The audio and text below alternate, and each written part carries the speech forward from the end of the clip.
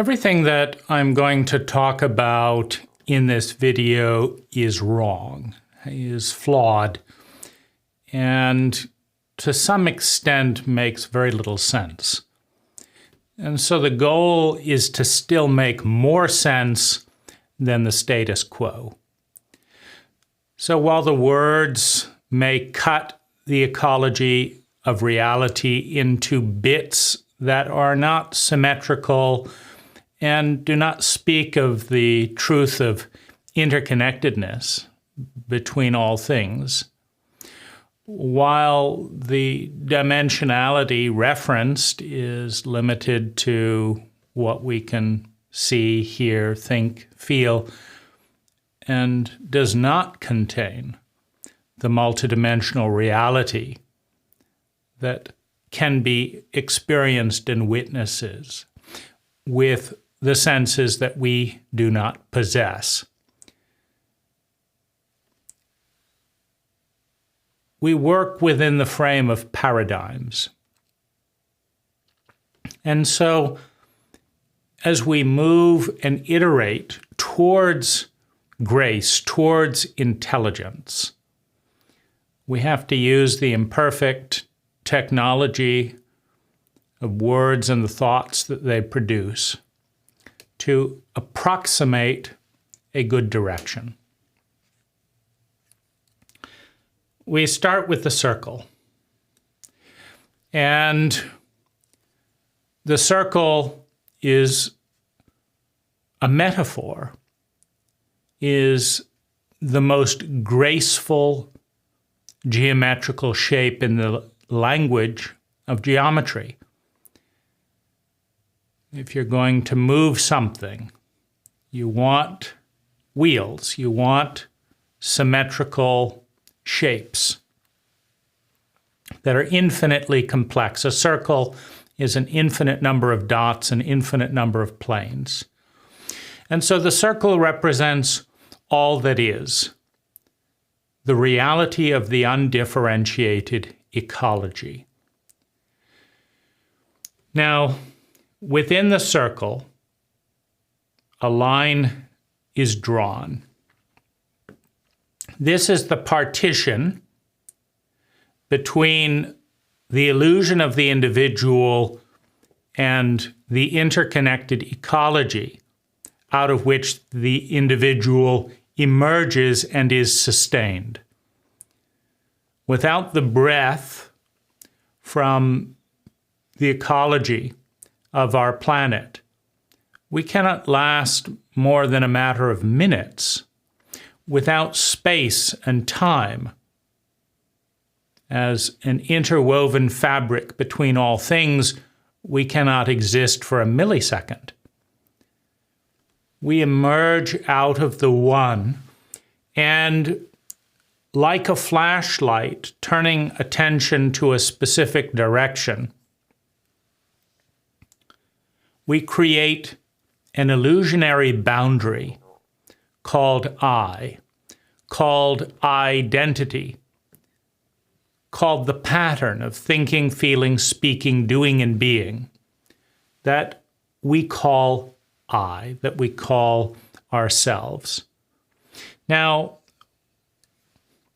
as soon as this line is drawn, we create a relationship, we create a relay. In truth, we give birth to the awareness of a relay. The relay was always there. All energy is interconnected on multiple dimensions, in multiple ways. You cannot isolate a single particle within the fabric of all that is and make a scientific case for how it is isolated. You can only create the illusion of isolation by applying language to certain patterns that relate to that particle and do not seem to directly relate to the particles that are all around it. In fact, you cannot take a country off of the planet without affecting the gravitational pull without affecting the weather, without affecting, if you, for example, plucked a planet or a country out of the Earth all the way to the Earth's core, to be precise. Let's not skimp on details. So if you were to take a wedge all the way to the Earth's core and remove it into outer space, and watch what happened to the rest of the planet as the oceans imploded into the Earth's core, as the gravitational symmetry was lost, creating slingshot mechanisms, as weather exploded, as the trajectory of the Earth shifted. You cannot change a piece of anything without changing the whole. The larger the piece that you change, the more you change the whole. The more extreme you change the piece, the more you change the whole. We are all interconnected. But these little bubbles called egos are blinders, meaning we agree to only look through the lens of language at what we see, smell, touch, taste, to only look through the senses, not only through the lens of language, but through the lens of the paradigms that surround us. And the paradigms create different dramas. The paradigm of the victim creates oppressors because nothing is perfect. The paradigm of sin and punishment creates payment. When pain emerges in a paradigm of karma, the epitome of sin and punishment, then one is paying for the sins of the past. When you look through the lens of lineal logic, then what is today is a direct cause of what is there before. And if you limit that to the starting point of the individual, one could say that whatever it is that's going on in your life today is your fault or your reward for the things that you did when you were 5 and 6 and 7 and 8 and 9 and 10 years old, that there's a lineal progression. And when you look within the bubble of the individual, which is simply a word that focuses the attention on the particle rather than the soil out of which the particle emerges, you can look at a plant, many of the plants behind me, and you can say, you are a plant. But can the plant exist without sunlight? Can the plant exist without soil, without water, without space, without time? Without atoms? Can the plant exist without anything at all? Could the plant exist without a planet? Without gravity? Meaning, is there anything that you can possibly think of that is not inextricably connected to these plants? You think of philosophy, perhaps. What does philosophy have to do with a plant? These irises have nothing to do with philosophy or Russian nuclear weapons. Do they share an ancestry? What about the Big Bang? Does the Big Bang connect via the host body of the plant that we're on, this iris and nuclear weapons, or philosophy and this iris? Meaning, could philosophy exist if the planet didn't exist that hosts both the iris and the philosopher? And where does the iris get its fertilizer? if not from the feces of the mammals that have become human? Where do the humans get their fruits, their oxygen, if not from plants like these irises? Why hasn't all the soil washed away, if not for plants like these irises? And if the soil had washed away, if there was no plant cover, could we sustain ourselves? If there was no plant cover, could the volatility of temperature and the extreme storms that are produced as a result of temperature volatility, could a population survive to the point where it would seem worthwhile to a portion of those people to think about philosophy? There is no one thing that stands alone in isolation from another. There are just words that we have agreed not to associate with one another commonly. We have all agreed, as part of cult programming, as part of our memes of language, which create our memes of thought, we've all agreed not to see the connection, not to see certain relays of energy, relationships, and to see other relays of energy, other relationships. And by a process of excluding first 50% of the sensory data that's presented to us, and then 90% of all the thought patterns that are probable, meaning of the 10,000 cults or cultures in human history, many probabilities of thought, probabilities of language have expressed themselves. 10,000 languages, 10,000 focuses, 10,000 narratives and stories about how and why reality exists and what is our role in it.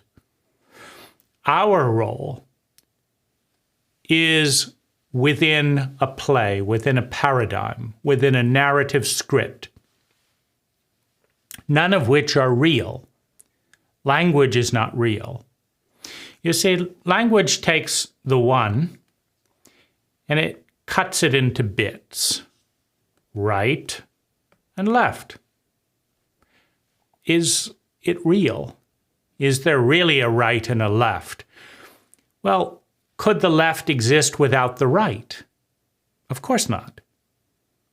If the right cannot exist without the left, then is the illusion of partition between right and left real? Not meaningfully so. I mean, it might be helpful when you get to the road to pretend that right and left exist, but they do not exist independently of one another, without relationship. The right depends on the left as much as the left depends on the right, or up and down. Can you have an up without a down? Can you have rich without poor? Meaning, if everyone has $1 billion, and everyone will always and has always had $1 billion, what is the meaning of the word rich? If everyone has always and ever will have $1, is there any meaning to poor? You know, people who grow up poor by somebody else's standard, who are surrounded by people who are poor by somebody else's standard. People who grow up don't say, I'm poor, or I'm abused, or I'm this, or I'm that. They just take it for granted that what is and what is around them is, and they don't bother naming it. Meanwhile, Eskimo tribes develop 400 words for snow to break the bell curve of moisture forming into ice, into 400 distinct increments on the continuum of ice becoming water and water becoming ice, snow being part of that continuum. 400 words for snow to mark the distinctions. And yet snow could just as easily be broken into 1 billion different distinctions. We start off with polarity. We cut the 1 into 2, and the cut isn't real. It's just language. We cut the 2 into 4, and the 4 isn't real. North, south, east, west, that's not real. That's just words. We can cut it into 360 degrees, but why not 10,000? Why not 10 billion? Why not 10 trillion, trillion, trillion degrees? Because we don't need to. Because we can get most of where we want to go, cutting reality into 360 degrees. A number derived by the weather pattern and one star, the sun. One star goes around the Earth 360 times as the weather cycle repeats itself. But what about planets that have 3 suns? What about planets that have no sun? What about planets that have suns that have to go around those stars 10 million times before the weather pattern fully completes? I mean, it's so arbitrary. And yet, we need these symbols of reality in order to be conscious. You can test this by trying to think a single thought without words. Take away the German, the Spanish, the English, the Japanese, and try and think something. Try and understand something without any words. And even if you think you can pull it off, try and communicate that to another person without any words. And so these illusions, called words, are the symphony of arbitrary lines we use to cut the interconnected reality into bits and then draw attention to how some bits relate to other bits in that narrative. Now, if we're going to cut reality into bits, if we're going to draw little bubbles of awareness like flashlights and agree that I will only be conscious of this bit, of this identity, this little bubble of what I look like from the vantage point of these eyes, this nose. Because when you understand that everything is interconnected in all ways to everything else,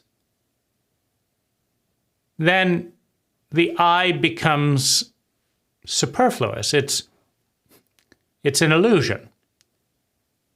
It's really one region of all that is in relationship with everything else that's pretending to be separate. So as I look out from this vantage point at the larger portion of the ecology, I'm looking at the larger portion of me as a part,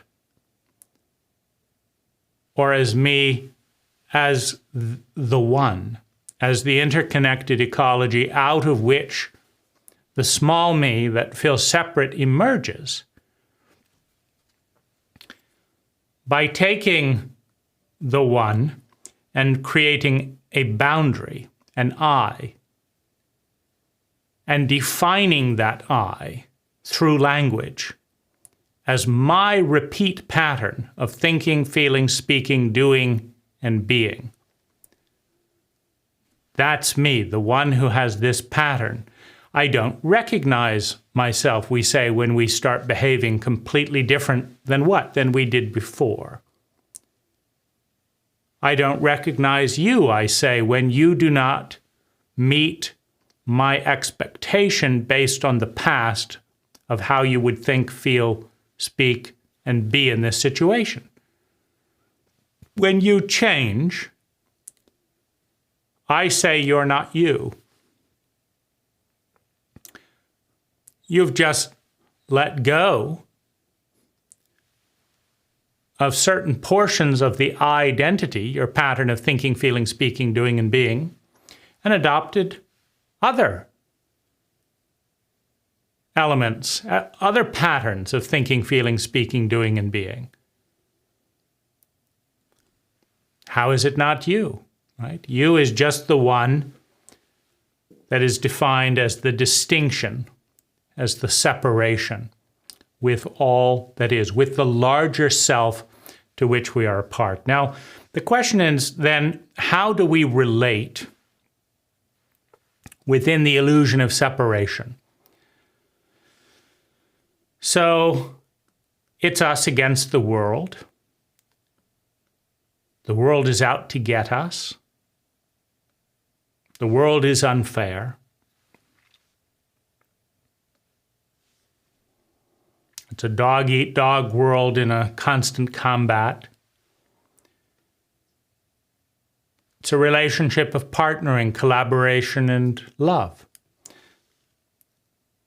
It's a relationship of no pain, no gain, lots of pain, lots of gain. It's a relationship of teacher and student. It's a relationship of inferiority. I am inferior to others in the world. It's a relationship of superiority.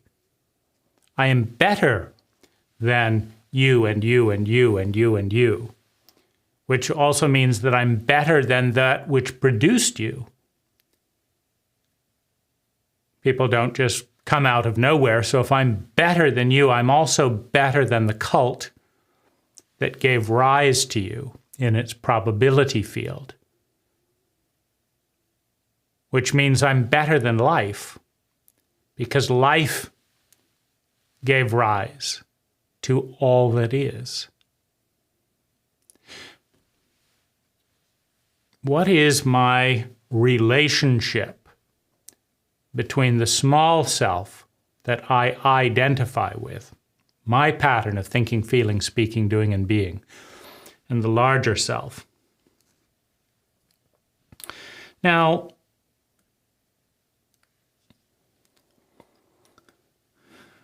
in the child-parent dynamic, the parents are the giants, the 5-year-old, the little one. The law of mass dictates that when a bowling ball and a pinball collide, the pinball goes flying. The bowling ball continues its original trajectory. Now, depending on the vantage point, maybe the pinball had the right direction. The pinball knew where it was going and was going somewhere good. The bowling ball didn't have a clue. But when they met, it didn't matter that the pinball was heading in a good direction. It didn't matter that the bowling ball was heading to a cliff. The bowling ball is bigger than the pinball. And the law of mass dictates that in a relationship of collision, it is the small one that bounces off and is altered by the big one. It doesn't matter from some perspectives if the 5-year-old was smarter, was more in tune with the laws of reality, with the laws of evolution, with growth, than the two giants. If the two giants want to kill the small one, they can and they do. If you're a girl born in a China one-child policy, in the context of a chauvinistic cult that values boys more than girls, and you can only have one, it doesn't matter if the giants are wrong. It doesn't matter if the cult is flawed. The girl is wrapped up in a plastic bag and thrown on a dumpster. And the boy is allowed to live and become part of the machine. How do we make sense of incest, of cruelty, of the giants around us that violate their own principles, that are insane, that lie, that abuse power? How do we make sense of a government that seizes assets and energy from its population by fear of violence? Even in liberal democracies, taxes are taken from the people with threat of seizure, violence, and in many cases, death as the ultimate penalty for not forfeiting one's energy to one's government. You cannot sue your government in most cases. You cannot arrest and imprison your government in most cases. But the government can decide,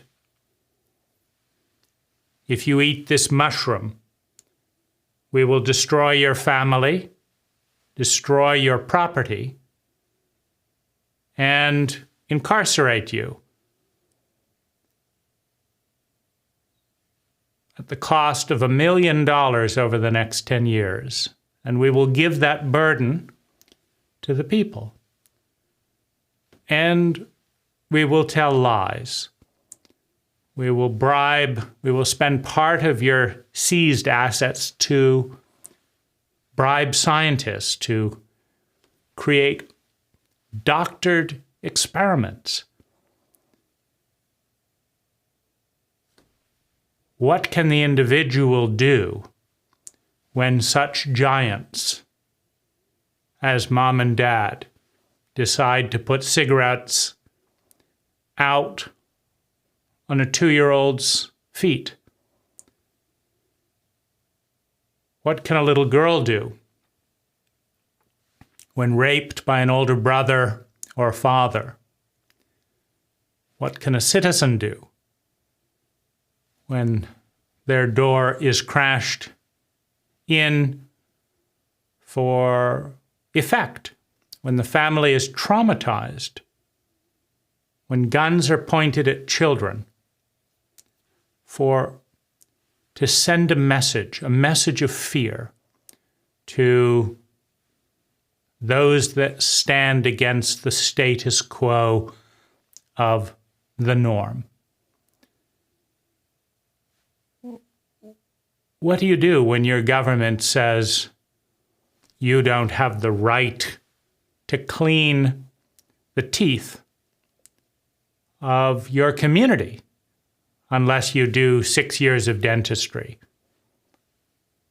You could look at it and say, it seems to me that sticking paste and brushes on people's teeth is a skill that could be mastered by a robot, or certainly by a human within 2 or 3 weeks training.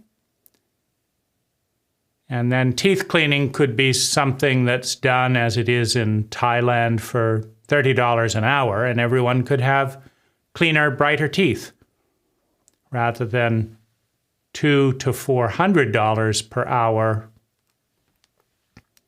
by someone forced to get a dentist's license,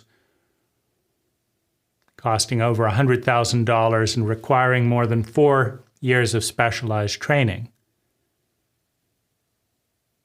What do you do when you want to clean your community's teeth and are imprisoned and have your assets seized because you did not follow the boundaries set by the giants around you, the giants that have the biggest guns, the monopoly on violence, who are right by default?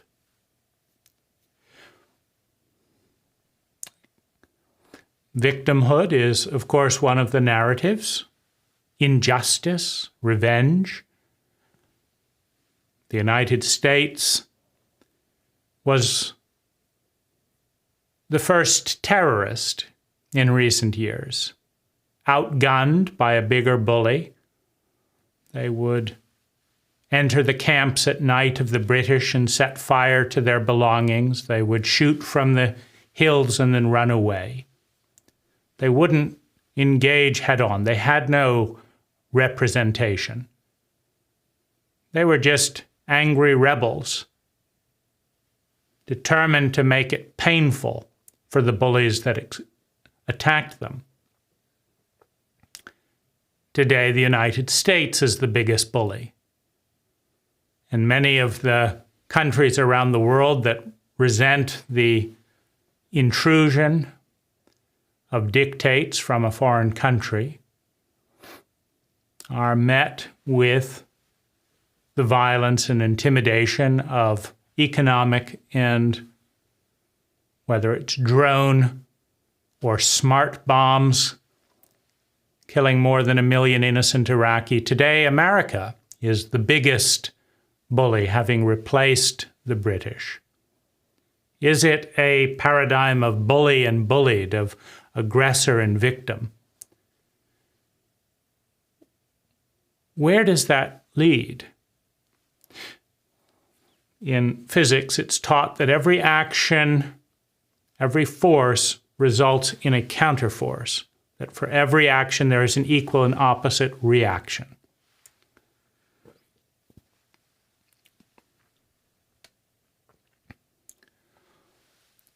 As ISIS drops bombs or turns planes into weapons, there's a reaction. As America kills 1 million innocent Iraqis while searching for the weapon of mass destruction it has become. There may not have been a weapon of mass destruction in Iraq before the United States terrorized a country and invaded it. But once the United States arrived, it was the weapon of mass destruction that it was searching for.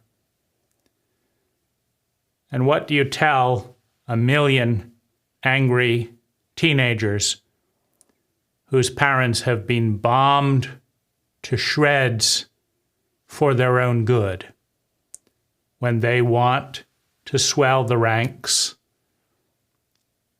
of ISIS that promises them the revenge that they cannot find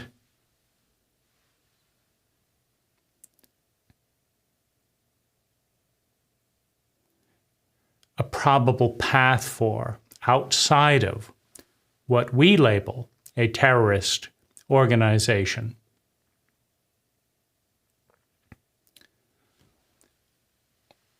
What does the small one do in relationship with the large one that causes its pain? Well, That's what we're going to explore today. And the first thing that I want to say is that this paradigm is for the adult stage of development. And the second thing I want to say is that while many of us are grown up, many more of us are not adults.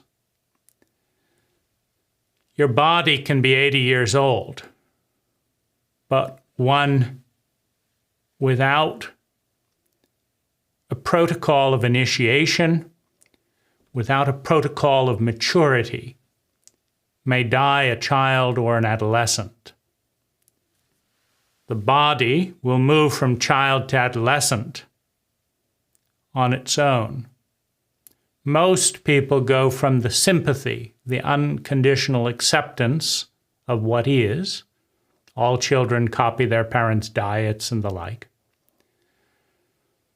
A child born in Japan is not going to start speaking English in a Japanese family. They're going to start speaking Japanese. A child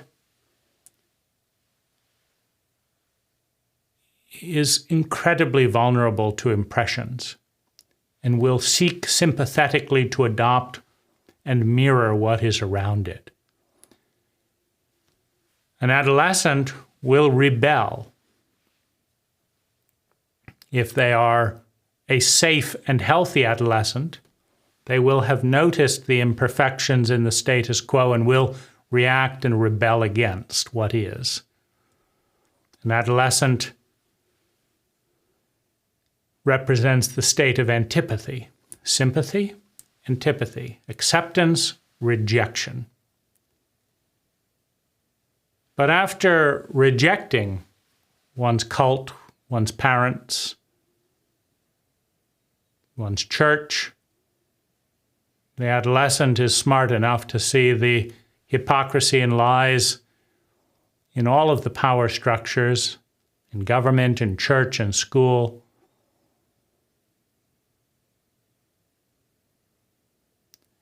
The adolescent hears the grown-ups around him or her saying, "Don't tell lies," and then gets the bribe from mom or dad, "This will be our little secret." The adolescent is surrounded by imperfection and feels the pain of that. And as it escalates in a powerless relationship, as the adolescent is asked to endure the injustice, the hypocrisy, the lies, the loneliness induced by their cult, they rebel. And evolution and life creates children and adolescents, creates replicas and rebels of those replicas. Many adolescents who are taught that lying and cheating and bullying and stupidity are shameful, are unworthy, who find within themselves those qualities given to them in their innocent state as a child. As they become teenagers and reject what is, some will reject who they have become and feel powerless to transcend. An adolescent who hates their parents, their cult, their church for specific reasons is often an adolescent who hates themselves for becoming that and being powerless to be something different. Now, the adult stage, which is not inevitable, which is occupied in many cases by a minority of people, is the state of synthesis, iteration, and evolution. The extreme sympathy and blind acceptance of the child moves to the extreme rebellion, antipathy, and rejection of the adolescents, both of which are inadequate. The child's blind acceptance is inadequate because you cannot evolve something if it's perfect. The state of innocence, the childlike state, assumes that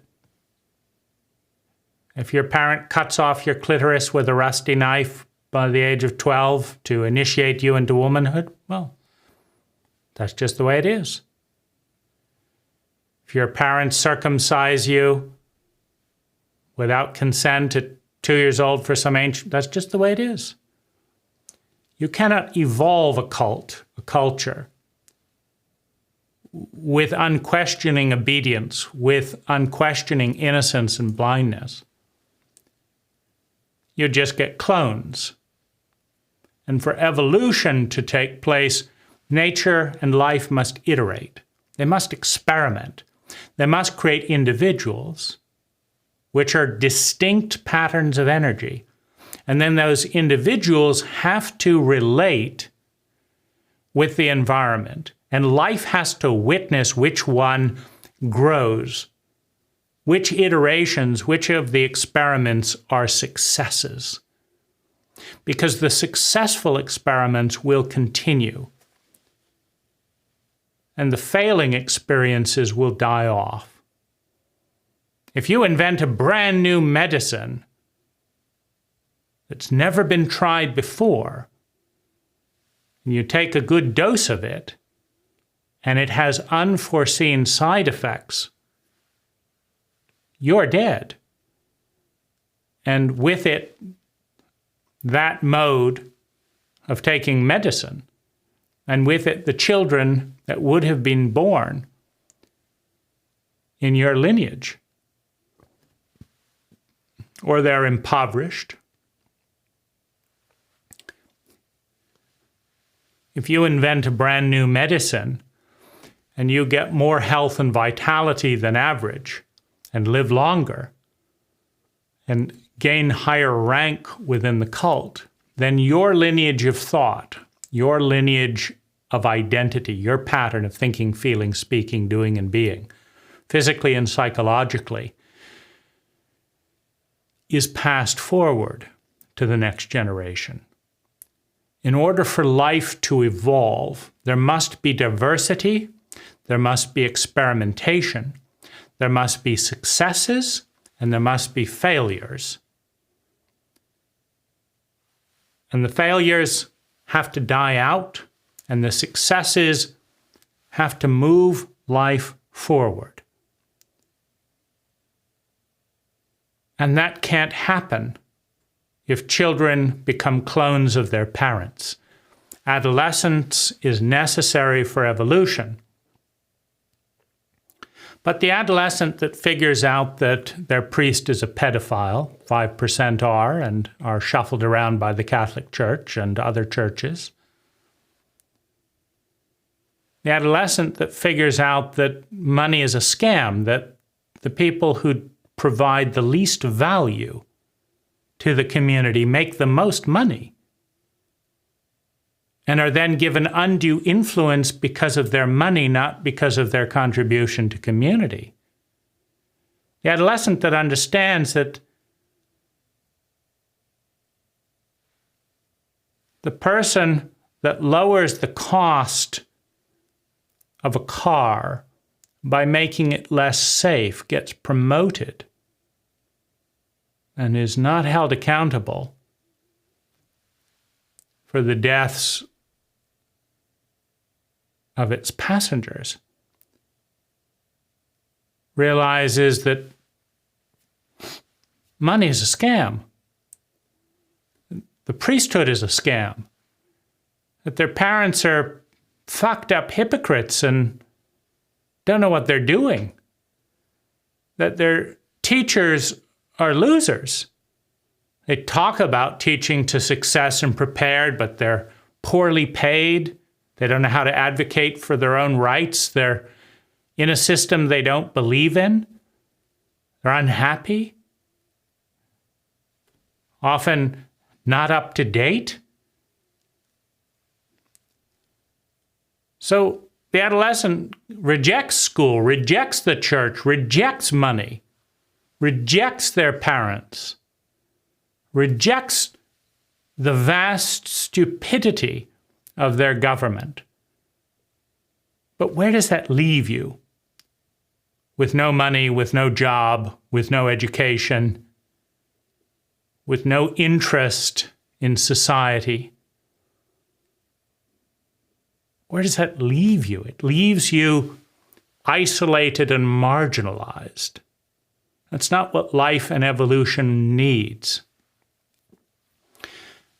And so after a time, what's meant to happen is not the sulking of a 50-year-old adolescent secretly hoping to destroy the world and have revenge, but rather the adolescent clarifies to the psyche everything that's wrong with the status quo, all the imperfections, so that the adult can create a new pattern of identity, a new pattern of thinking, feeling, speaking, doing, and being that eliminates the worst atrocities in one's cult, one's family, and larger family, the cult out of which the family emerges. The adult keeps the best of what has been and what is, rejects the worst of what has been and what is, and combines them in a new way that has never been done before. That's an adult. It is a new form. It is a synergy. It is evolution. And an adult responds to data. An adult doesn't just look at the misery of their lives and say, I'll do that again indefinitely. An adult says, where is this coming from? How can I make it better? How can I do it differently? I got in a traffic accident. What could I have done better? How can I teach the next generation from my mistakes to do it better? That's evolution. That's an adult. And this paradigm is for adults because the psychological child, the traumatized child, the abused child is a victim. They do not have authority over their life at 2 years old. Victimhood is appropriate as a paradigm for a response and for empathy to children. An adolescent is not granted legal authority, does not have the skills and confidence in our cult to necessarily even know how to drive a car, let alone travel, earn money, etc. at age 14, 15, 16. The education system does not prepare you to start a business. It prepares you to be a drone, to do what you're told. But there are less and less jobs that work that way.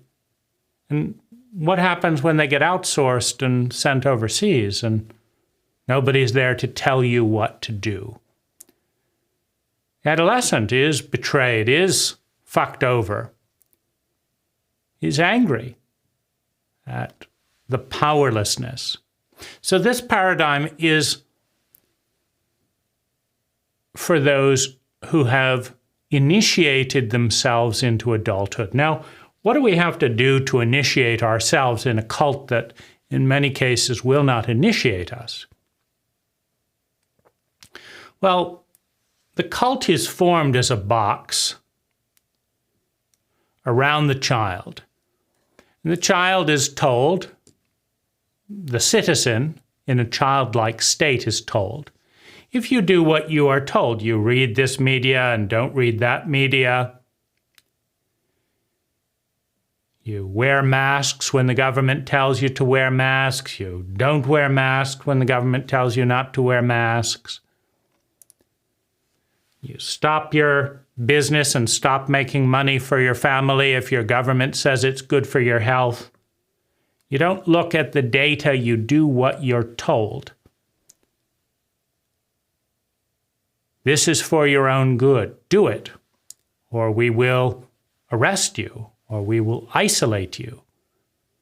We will fine you, seize your property, we will imprison you. Do what you're told. This is the line. The child is told, don't talk back.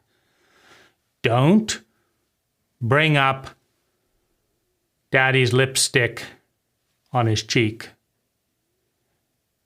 I know we said we want to be honest. I know we said always tell the truth. Just don't tell this particular truth, or you will be banished, beaten, uninvited on the outing. This is the box. And going through this box is taboo.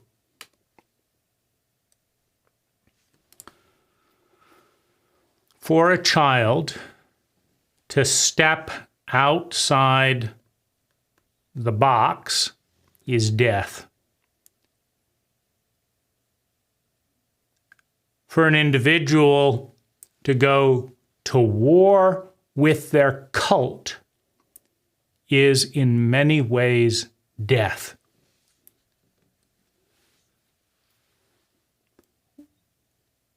In a capitalist cult, if your money can be seized and your bank accounts frozen, etc., without any warning, you can lose rank, you can lose the freedom of movement. There's no plane that will just fly you to where you want to go if you don't have any money. You're given lines.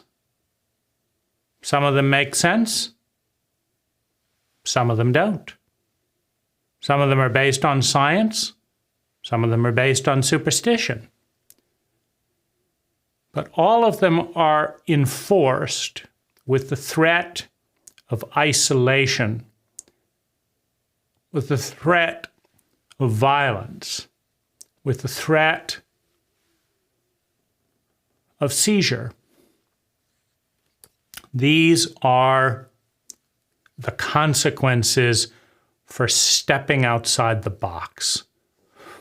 The church will tell you that there's an all-powerful being that will burn you alive for eternity if you step outside the box.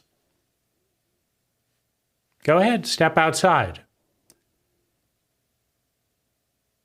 You will be tormented by an all-powerful being for all time. Go ahead. Step outside the box. You'll be sent to your room and be beaten and be publicly humiliated and do this and have no allowance. Go ahead. Point out daddy's stupidity. Point out mom's obsession with her appearance. Go ahead and be punished and risk your survival, your security, your love and belonging. The child, the adolescent, the average citizen is a captive in the box out of a traumatic fear of death if they even think outside the box. The walls of violence, shock, pain, shame, and fear are so thick that for many, they will have a violent reaction of even considering that maybe their parent's just a dick. Maybe their government is corrupt. Maybe the priest is just a pedophile. Now, there's two layers of the box. There's being willing to think and see the truth. And then there's being willing to speak it.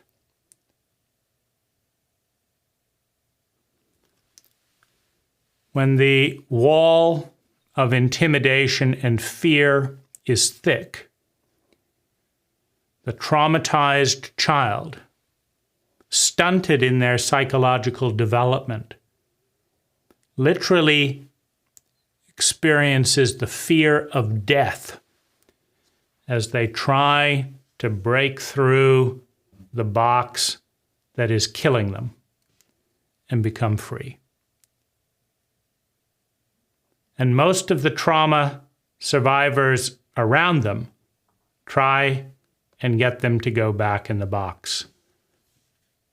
Don't do that. You're tempting fate.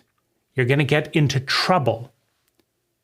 Daddy doesn't like it when you point out his hypocrisy, his lies. Good things don't happen when you go against the state, when you go against the gang member. Larry the Knife. You saw what he did to that other little kid who told the police where he was. Don't do it, kid. Don't go against the power structure. It's bigger than you. Keep your head down. Stay alive. And when you step out of the box, there will be many in a traumatized cult that will dissociate from you. In Nazi Germany, it was a crime to harbor the innocent. Children were rewarded for turning in their parents. So, are you going to let them find Anne Frank? Or will you risk death? A child, an adolescent, is not an adult and depends on the giants around them for identity, to rebel against, or to copy. But for life, you do not become an adult until you risk death by stepping outside the box. Your church has a box. Your dad has a box. Your mom has a box. Your government has a box.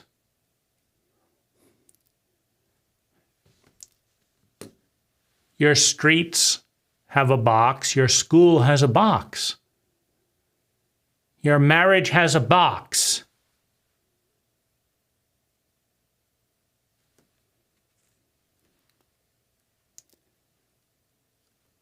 And while all of the boxes are not bad, are not insane, some of them are.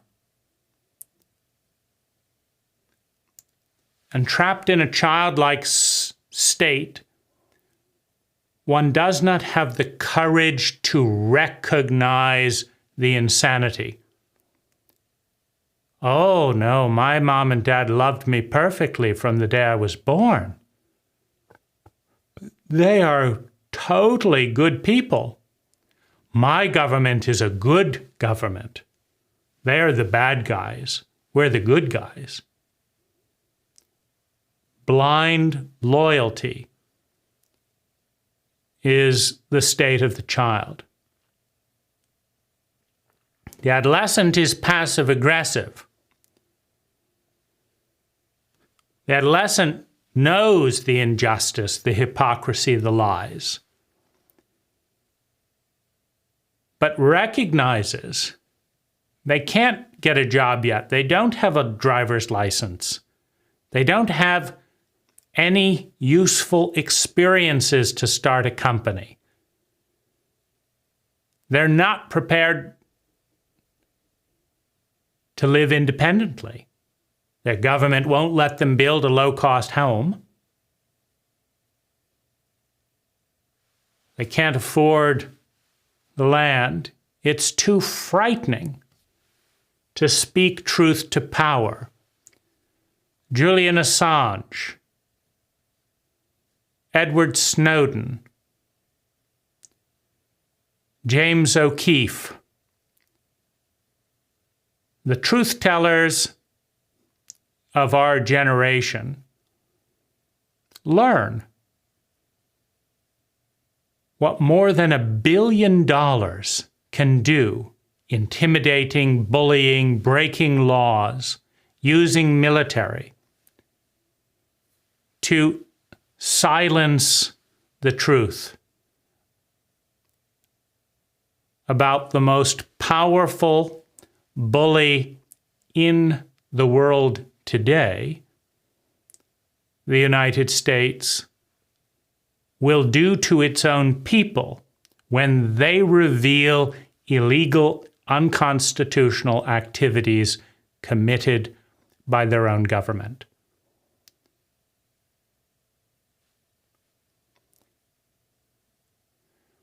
As the head of a news organization that loses ratings taking a stand for the truth,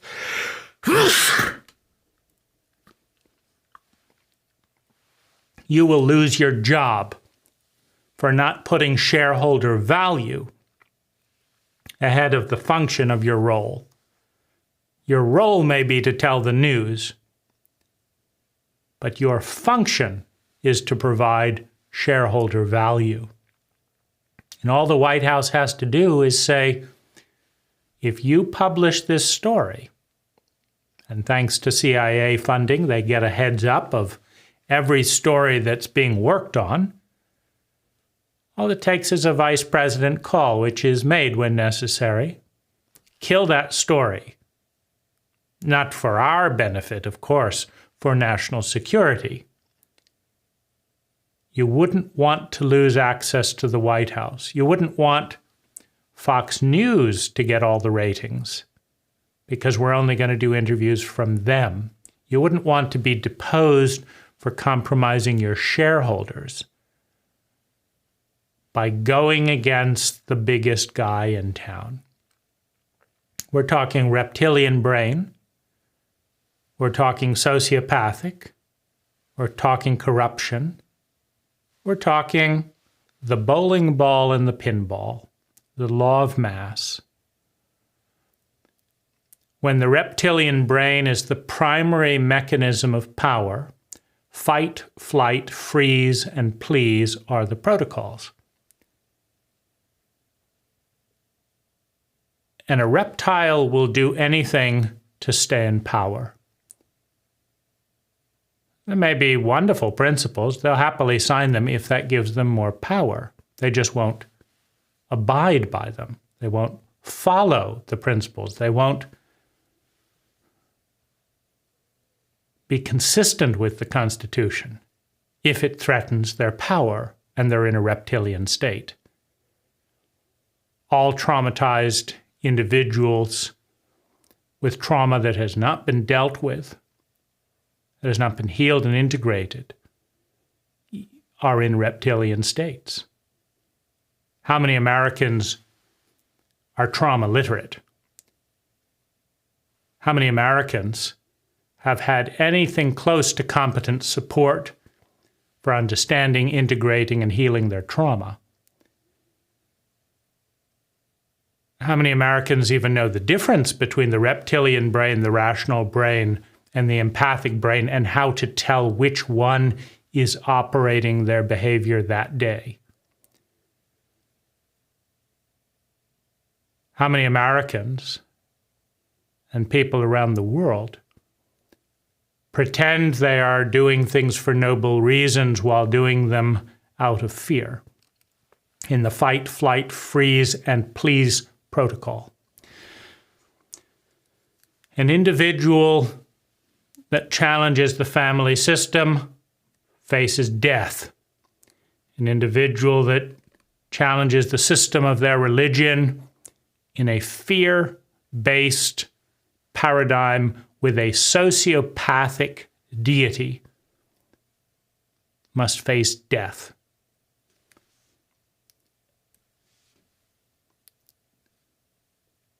An individual that stands up for humanity at school faces death in peer pressure. An individual that conscientiously rejects to Vietnam when Muhammad Ali refused on religious grounds to go to Islam.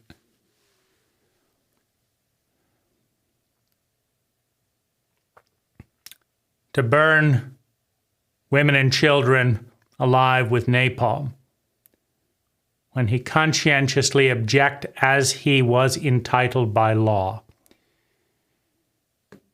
His family was broken by the state. His work taken away from him by the state. His freedom taken away. He risked death to challenge the state. You become an adult when the fear of death is less troubling to you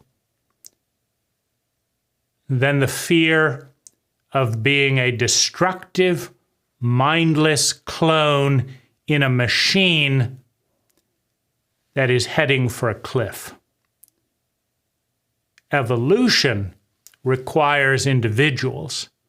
Evolution requires people with conviction to assess the situation, to make new decisions, to challenge the status quo. Evolution requires uniqueness. Most of which will be persecuted. In a traumatized cult, the fear of the unknown is the greatest fear. It is the ultimate foundation for all code, for all identity. Avoid the unknown. Stay in control. An individual takes the cult into the unknown and dissolves the illusion of control. Every person on this planet has agency. Every person on this planet is free to some extent to be who they are.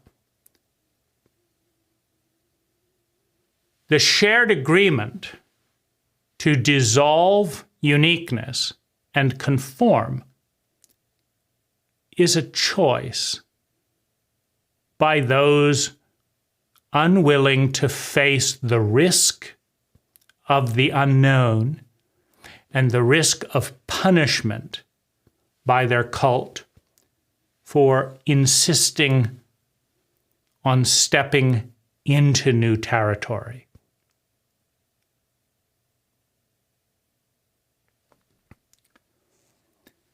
The most recent war against the unknown is the war on consciousness.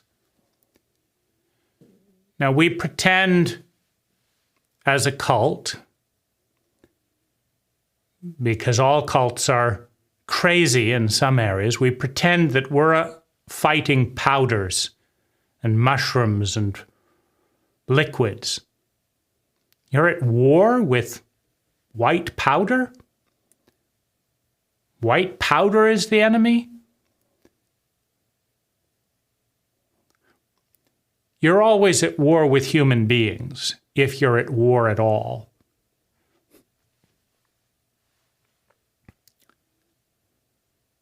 White powder doesn't threaten a cult, but shifts in consciousness, shifts in identity, threaten a cult. A whole generation has grown up without fathers, particularly in the African American community, for the crime of altering their consciousness, of bringing in change. Whether it's homosexuality, men loving other men, or the threat of peace to a war machine, or the threat of not consuming enough natural resources and its impact on the economy. The war is against people who are improving and evolving the status quo. And there's only one reason to conduct a war against one's own people, particularly when those people represent the peak of current evolution, and that's the fear of change. If you are traumatized, your goal more than anything else is never to be helpless again. If your goal, beyond all other goals, is never to be in that pain in a helpless state again, your strategy is to stay in control. And if your strategy is to stay in control, your protocol is to avoid all unknowns. Because the unknown is very, very big. The known is a speck of a speck of a speck inside the unknown. And the unknown is bigger than the known unknown. I can tell you I don't know the distance from star Z27 and Z28. Maybe somebody does. I don't. But I know that I don't know that. I can tell you that I don't know how to have a bliss-filled marriage. If I did, I'd be doing it. I don't know how, but I know that I don't know how. I can tell you that I don't know how to bring sanity to my government. If I did, I would do it, but I don't. And I know that I don't know. The known unknown is 1 trillion times bigger than the known. The things, do you know the distance between this star and this star? This star and this star? This star and this star? Do you know the gravitational constant of this and this and this and this? No? Do you know the name of that star, that star, that star? No? The known unknowns, the things we know we don't know, are 1 trillion times bigger than the things that we know. But the unknown unknown, the things we don't know that we don't know, are 1 trillion times bigger than that. And the only thing we have any control over is the known. And there's only one way to stay squarely in the known. It is to stay small. If I stay in my town, if I work the same job, if I think the same thoughts, if I get rid of foreigners, kill them, get them out of here. We don't want people like you around here. We don't want change. If I listen to the same music, if I listen to the same talk show, if I get my news from the same place, from the same person in the same place, delivered every Sunday in the same format, if I live in a house like everyone else, if I eat the same food as everyone else, if I use the same currency, if I speak the same language, if I read the same history books, and I just do that day after day after day, never deviating from the tiny arena of the norm, I can be in control. When I drive up and down my street 10 million times, I know exactly what's going to come at the next street. This is Maybeck. That's Cherry Street. How do I know? Because I'm doing the same old thing. Now, this is not good for evolution. This is good for managing fear. Evolution requires iteration, experimentation, big wins, big losses, and change. What if the universe, as it was moving in its Big Bang, had been traumatized by all that noise and decided it wasn't going to get any bigger? At one time, the universe could not even be seen. And then it was the size of a pea. That's a pretty big change right there. Can't see it, now it's the size of a pea. What if the pea was beaten by its parents for being too noisy? And the pea said, I'm never going to expand again. Don't you do that, or we're going to beat you, or we're going to throw you out, or we'll leave you, or we'll put you in an orphanage. What if the universe had said, I'm not moving, and just stayed the size of a pea for the last 24 billion years? Now, life has been continuously, constantly changing. More than 1 billion species of animal, plant, bacteria, are extinct. They're gone. That were here in the last 1 billion years. In the last 1 billion years, more than 1 billion life forms, unique identities, are gone. And more than 1 billion new life forms have emerged. That's how life has gone from something the size of a pea to something so big that the stuff that we don't know is 1 trillion times bigger than what we know, and the stuff that we don't know, because we don't even know it exists to be known, is 1 trillion times bigger than that. That goes on forever. 1 trillion is just a placeholder for an infinite amount of ignorance. And yet, how many of us live in terror, live in fear?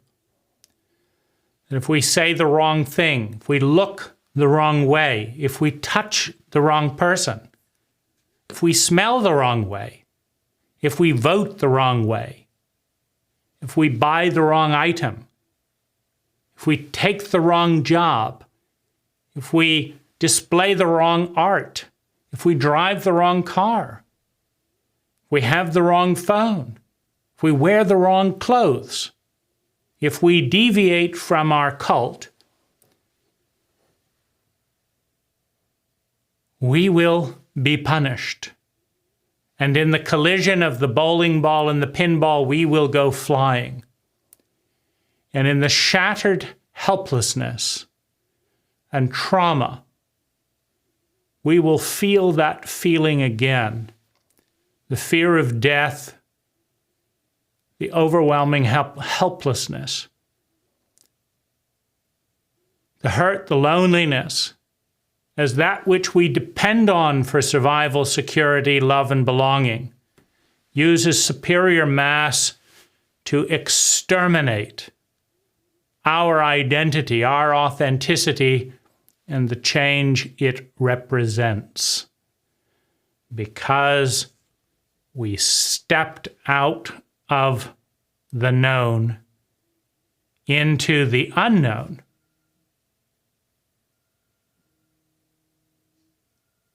What do we do then? This is the challenge. This is the crisis to become an adult. We must face our fear of change, face our fear of death, face our fear of re-traumatization. Now, our indigenous ancestors knew all about this. They knew you could not be trusted. You were not a unique expression of life until you had gone apart from the tribe. Until you'd walked off into the wilderness without the food of the tribe, without the protection of the tribe, and faced death alone. Many of our ancestors died in initiation. They didn't make it through the cave.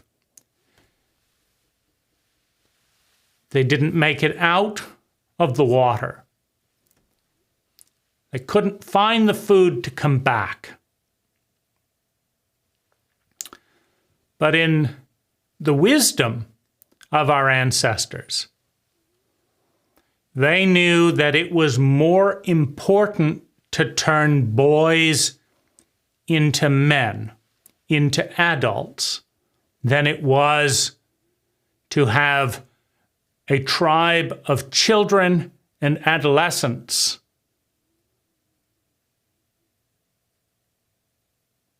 afraid of death, conforming to the wisdom of the past, unable to iterate, innovate, and evolve. Our elders knew that if 3 out of 100 boys died in initiation, that the tribe was 1,000 times more powerful and potent with 97 men than with 100 children and adolescents. They understood that in order to live, you must be willing to die. In order to be free, you have to risk death. You don't have to die. You don't have to want to die. You have to be willing to die if that's what it takes to be who you are. Because life is robbed of a unique member of the species, of a unique energy pattern.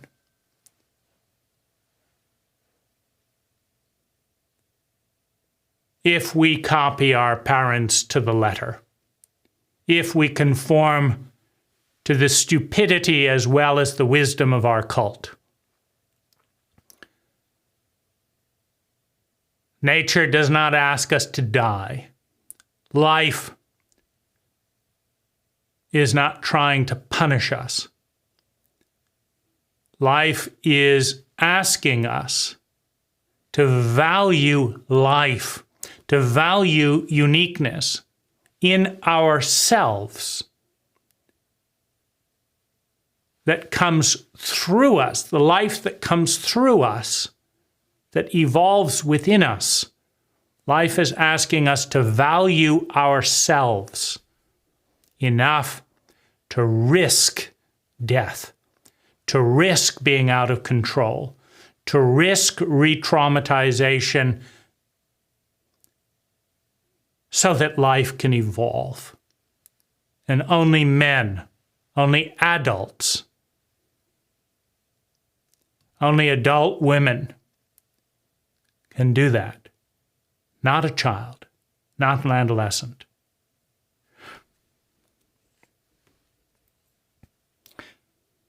So we've talked about the victim, the martyr, the helpless, the fool. There's so many different paradigms and identities to wear, all of which contain a certain amount of truth.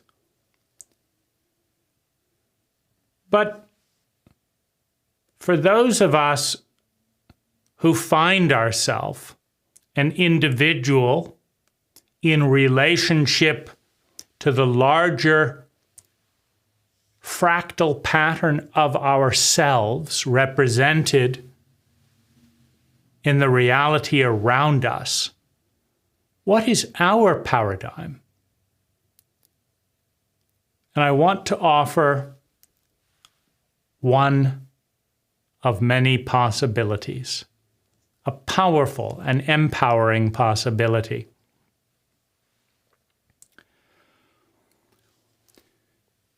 As an individual, we emerge out of the fractal.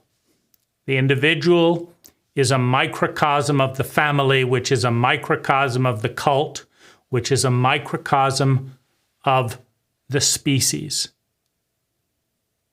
The individual emerges at a moment in time when that which has kept the species alive and growing is becoming that which kills off the species in the future. In the bell curve of adoption, every technology goes through this wave. At the beginning of a technology, nobody knows about it. All new technology is found in minorities. Divergence. Now, you look at the hostility of traumatized cults to uniqueness, and you will find that mutants are a curse word. What does mutant mean? It means to mutate. What does mutate mean? It means to change. In a cult, change is the greatest enemy that threatens the cult identity, the cult pattern of thinking, feeling, speaking, doing, and being. Because there's always a better cult. Always. And if people start thinking and start experimenting and changing, there will be chaos. Why? Because we all agreed this was the cult. And now we're experimenting and being unique and all that, and we don't all agree anymore. What's that called? It's called chaos. What's that called? It's called being out of control. What's that called? It's called change. Every new technology resides in a distinct minority. Then it gets adopted if it's superior, and it becomes the dominant technology, the pinnacle of excellence. Then it gets outdated and slowly loses usefulness and dies off. That's the adoption cycle, that's the iteration cycle of all technology. Horses were once the newest, best thing in military terms. Horses would keep you alive. But today, horses would ensure your death. If you have horses and someone has fighter jets, you're dead. It's that simple. The thing that once kept you alive will ultimately kill you unless you let it go. Cults that spend most of their energy preserving a dogmatic status quo become more and more irrelevant to the well-being of their people and ultimately become the biggest enemy of growth, survival, and well-being. And they will be dead if they do not change. The 10,000 cults in human history, 95% of them are dead, and more of them are dying every day. If you're in a cult, regardless of its dominance today, there is a 95% statistical chance that that cult will be dead in 100,000 years. And that increases in 1,000,000 years. There's a 99% chance. And that increases yet more if your cult is stuck in the past. If you are stuck in the past, your family lineage will die out. Life asks for intelligence, for iteration, for change. As soon as tradition becomes a value in and of itself, rather than a valuable technology that serves the well-being in a given environment, you start consuming energy that has no function in present-term well-being. And you start weakening your cult relative to another that is more utilitarian, more fresh with the times.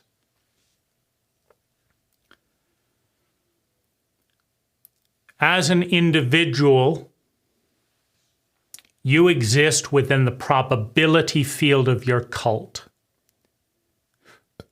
Who you are is probable. It's actual, it's also probable.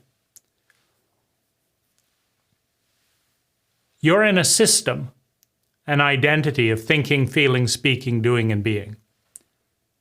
You're one of its probabilities, one of its actualities. You could have gone a different way, but maybe that role was taken. Maybe you were born and the bully was on top. You were born into a patriarchal cult where the alpha male was the winner and you're the firstborn son. So you take the cloning job of becoming an alpha male, a bully. Well, the next sibling to come along can't claim that role. There can't be two alpha males. The other one's already 6 inches taller than you. So you take the next role. Maybe you're the victim. Maybe you're the black sheep. And you threaten to reveal the family secrets unless everyone gives in to what you demand. Or maybe you're a peacemaker, or maybe you're another role. But all of the roles are your probability. Now, as a child, you're a victim of the unfairness, the injustice around you. As an adolescent, you are a martyr, you're trapped, you're misunderstood, you can't do any of this. But as an adult, as someone who has faced death, how do you deal with the hatred, with the ignorance, with the fear, with the hostility, with the rape, with the violence, with the reptilian principles all around you? How do you deal with that as someone who wants to grow, who wants to evolve? And if you understand the bell curve of evolution and technology, you understand that at one point the alpha male determined whether or not the tribe survived. The fact that you're here is standing on the foundation of alpha males, of chauvinists. The fact that your business is here is standing on the foundation of capitalists, of pirates, of robber barons. The fact that you're here is standing on the foundation of betrayal. If you're an American, your ancestors did not play fair when they infected their hosts with smallpox in thanks for being kept alive,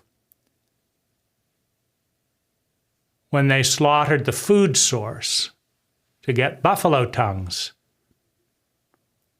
That you are here because of corruption, because of terrorism. You didn't win independence, if you're an American, by lining up and sounding a bugle and going head-to-head with the British war machine. You're here because your ancestors were terrorists. 10 terrorists could go in and throw oil on the tents and supplies and then run off, steal weapons. As the army came up, you could be in the hill and shoot down on them and then run away before that whole troop could march to the top and then hide. You're here because of cowardice.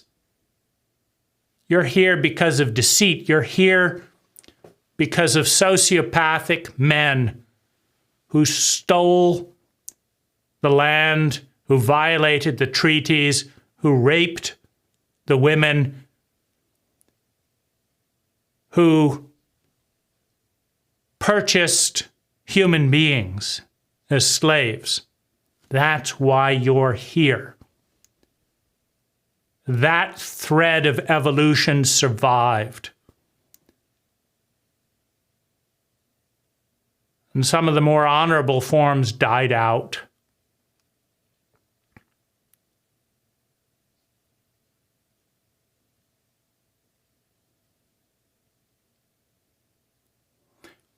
Now, you may not be at peace with that, but that's the foundation upon which you stand. That got you here.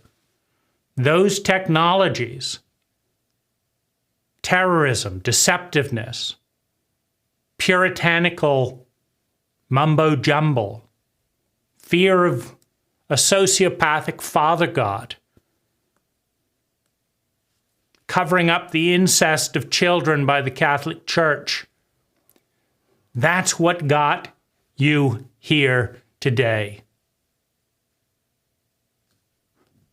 That's the pattern of thinking, feeling, speaking, doing, and being out of which you are evolving.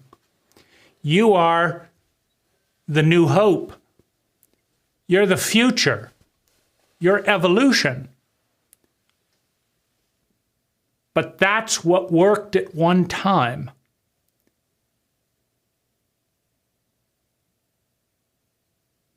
Christianity is burning, terrorizing, tormenting indigenous cultures into conformity, the fear of God.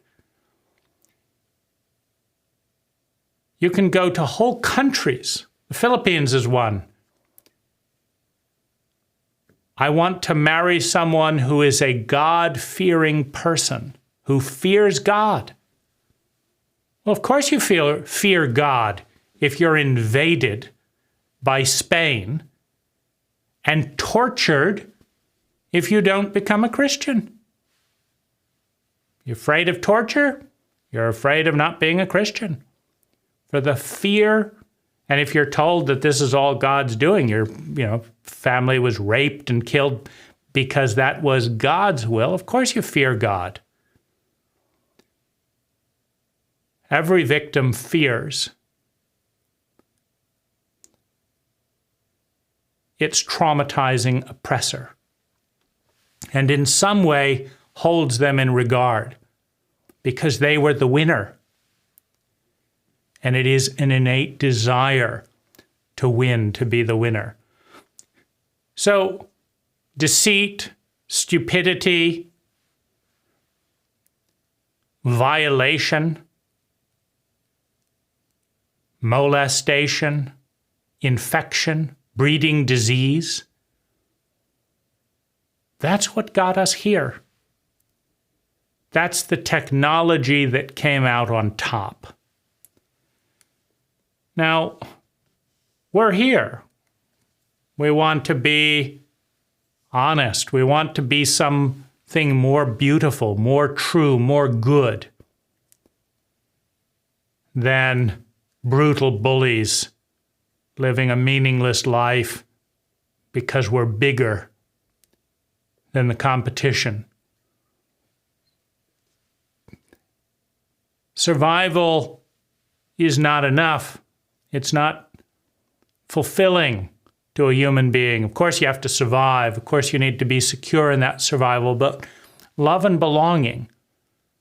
How can you experience love and belonging, an innate human need within the empathic brain, functioning as a reptile? They're incompatible. The reptile can keep you alive, can develop security through paranoia. Andy Grove said only the paranoid survive. And Intel has survived. Bill Gates was paranoid that Microsoft would beat the dust, would bite the dust like so many other companies. And his paranoia let Microsoft become the biggest bully. But in an age of greater freedom, becoming a bigger bully can become your downfall. In an open source framework, if Microsoft continued to be the bully, it would be its downfall. So it's developing a softer form of power in the last decade and in the decades before. One time, Microsoft was thought of as the 800-pound gorilla.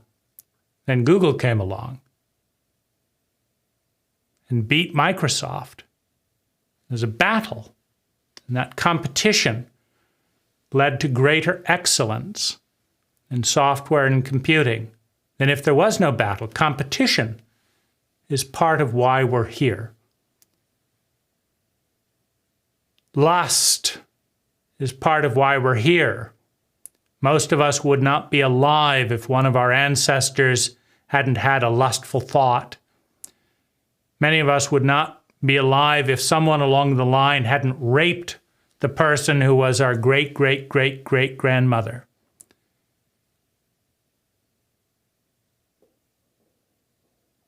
We want to grow beyond that.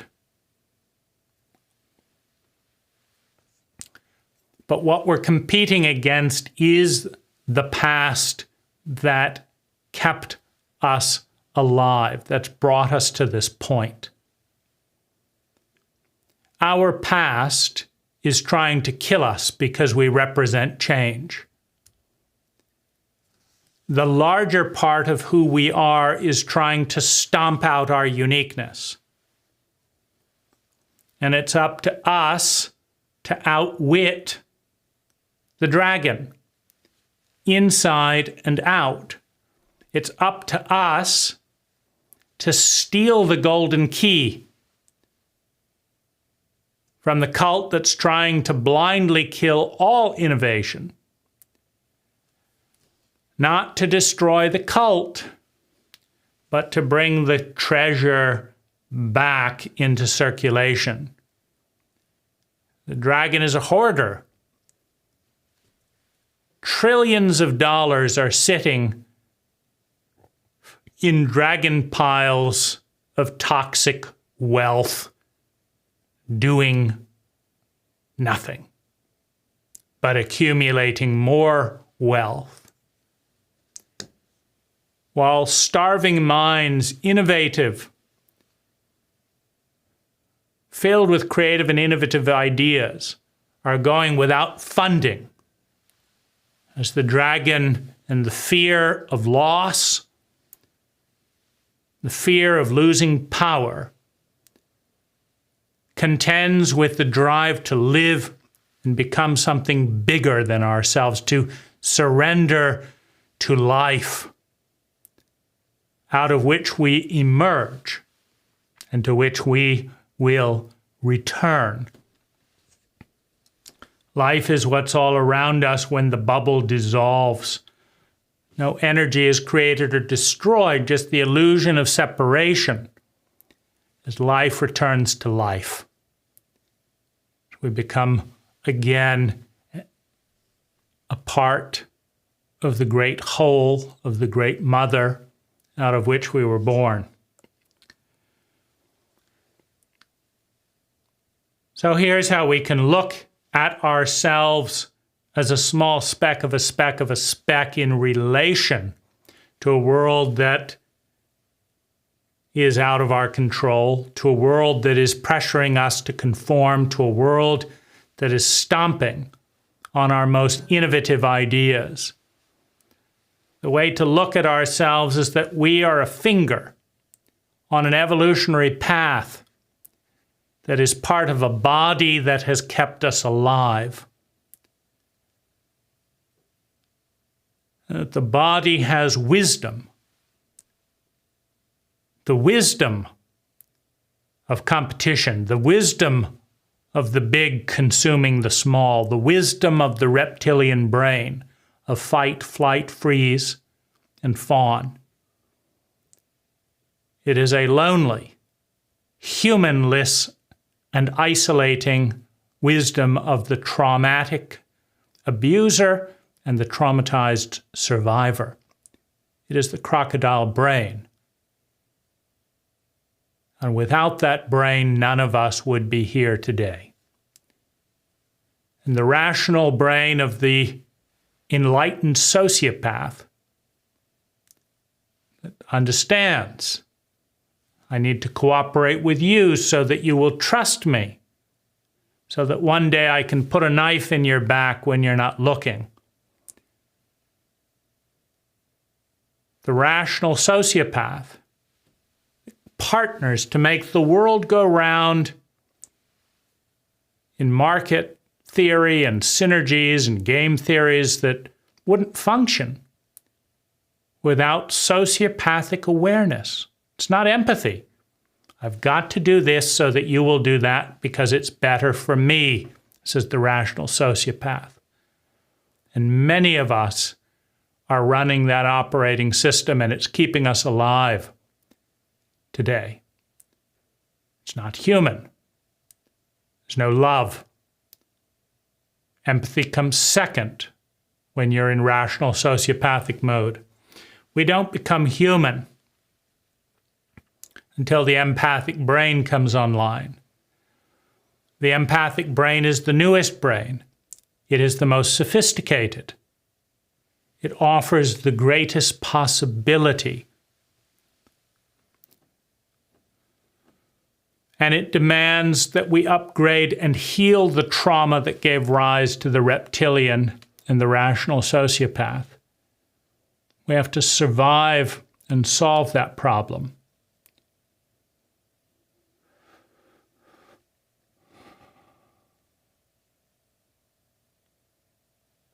Or the empath will be stomped out. The empath's job is to become better at allocating energy than any of the brains have ever been, more reliably. But the empathic brain relies on the network effect. Facebook is one of the most powerful companies. Google is one of the most valuable companies because of the network effect, because they have the best network of people, the best network, the biggest network of data. When the world functions as a species with and out of empathy, you have a species-wide network that has never existed in the history of the species. And just as the individual's survival and security goes up exponentially as they secure the favor of the giants in their life through conformity, the species as a whole and its survival in its utilization of energy and its intelligence goes up exponentially when the entire species is operating on the empathic spectrum.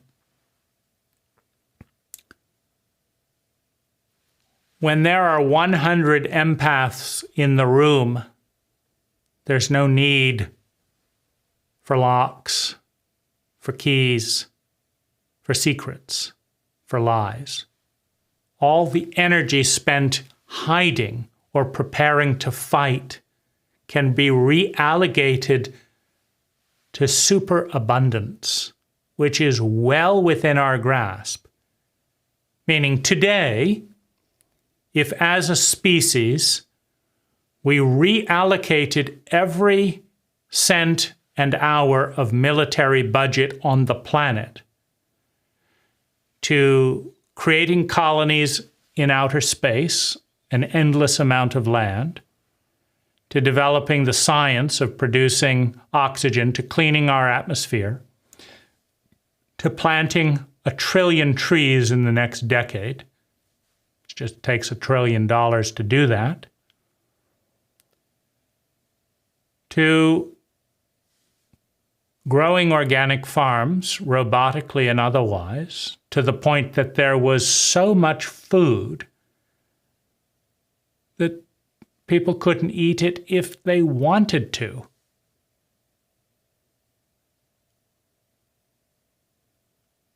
To building low-cost housing for every individual on the planet, for giving an education digitally. $50 laptop that is better than the $1,000 laptops today because it's produced at scale collaboratively with the sole purpose of informing everyone about the pieces of data they need to know, not the pieces of information their advertisers want to brainwash into their minds. The basis for theft when you have superabundance, the basis for rape when the entire civilization is experiencing a 10x increase in healthy science-based sex, dissolves.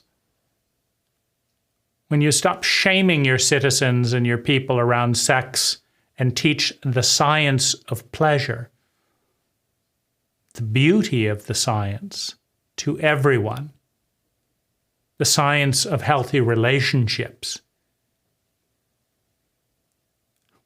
Hurt feelings go down 99%. Jealousy goes down 80%. Bitterness and cynicism.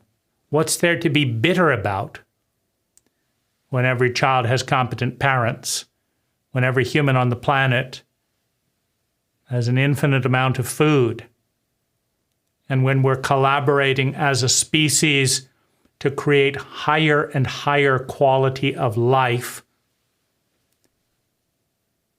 starting with those that have the least,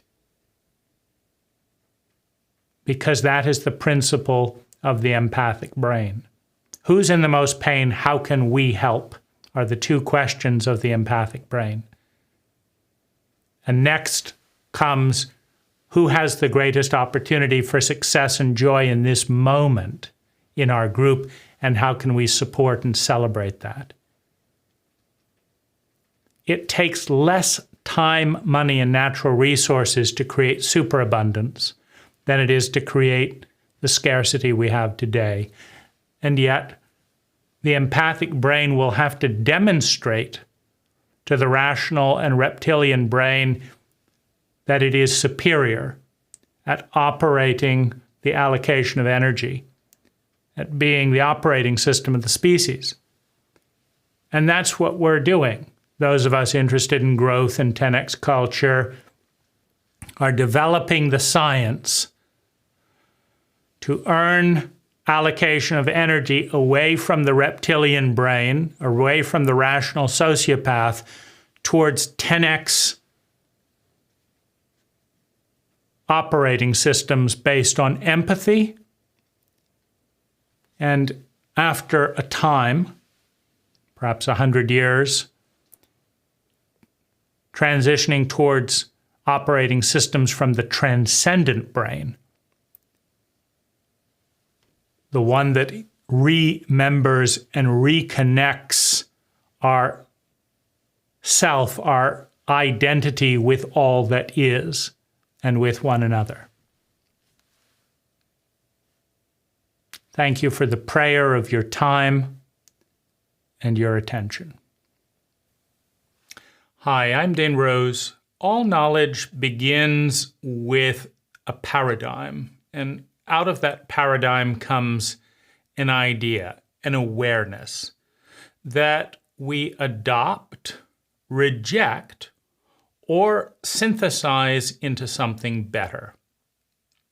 It doesn't become wisdom, it doesn't become useful until we take action, until we integrate it into not only our thoughts, but our feelings, our body, our words, and our way of being. For that to occur, we have to move from the passive media paradigm into more active engagement. In the link below, in the More Information section, is an invitation to join a very small, deliberately filtered, high-quality discussion with a group of people who share a common language and want to work with these ideas, with me and with one another, with the sole goal of creating 10 times more sustainable well-being for ourselves and those around us per unit of energy invested. Thank you for watching.